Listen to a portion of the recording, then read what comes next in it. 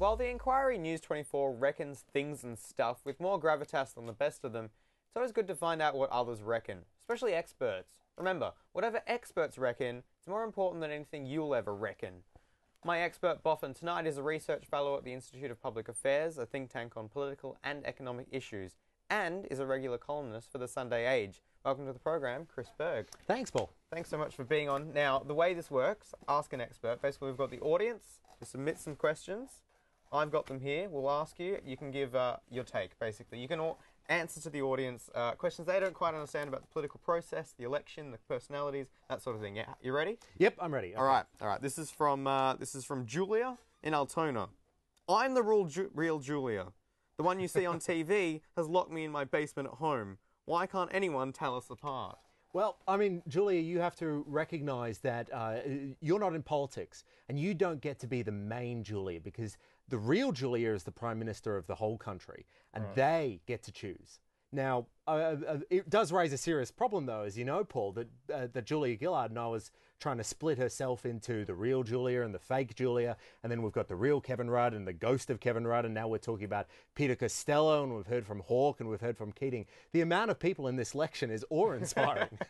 Like, surely we have enough politicians as it is for there to be then multiples of the same politician. You would really think so, but I think the country just can't get enough of so many Julias. I think we'll see, 2, 3, 4, maybe more by the time this is done. And imagine if she wins. Imagine how many Julias we'll get there. It'll be the United States of Julia. Exactly. And I think the country will be better off for it. All right, fair enough. Well, Julia and Altona, that hopefully answers your question. We have X from West Sydney, doesn't give his name. Or her name. I lost my face in a dramatic acid spill 10 years ago. Does my facelessness guarantee me factional power in the Labour Party? You have to really wonder why, if you've lost your face, you're also going to stop giving your own name as well.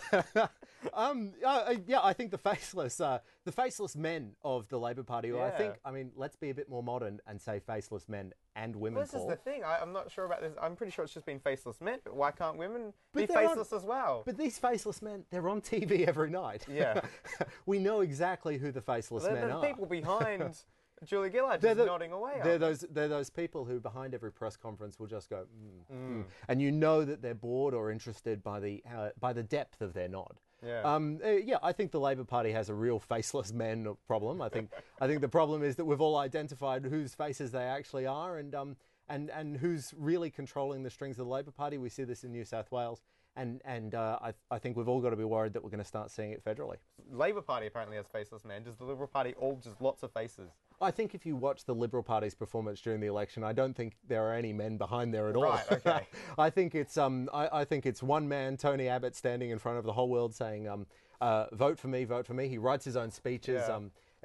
Clearly, many of his ideas are just coming out without much reference to his own party and to his parliamentary colleagues. I think the problem with the Liberal Party is that there just aren't many faceless men behind them at all. Not enough men, full stop. Not enough and people. Women. Not enough people in the Liberal Party. All right, well, we have one more question. It's from Laurie in Canberra.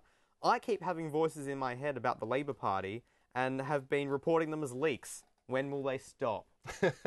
I mean, who is the leaker? I wish I knew. And the reason we don't understand who the leaker is the leaker is contradictory. They're leaking both against and for Kevin Rudd. I reckon it's one leaker who doesn't want to win the election. You reckon? We possibly don't have multiple leaks? No, I think it's one anarchist leaker who hates the Labour Party. He's a nihilist. He doesn't want anyone to win at all. Right. Or could it be a woman, though? Oh, I don't know about that. Okay, fair enough. Thank you so much, Chris Berg, for being on the program Paul, today. my pleasure, as always. That's Ask an Expert for you.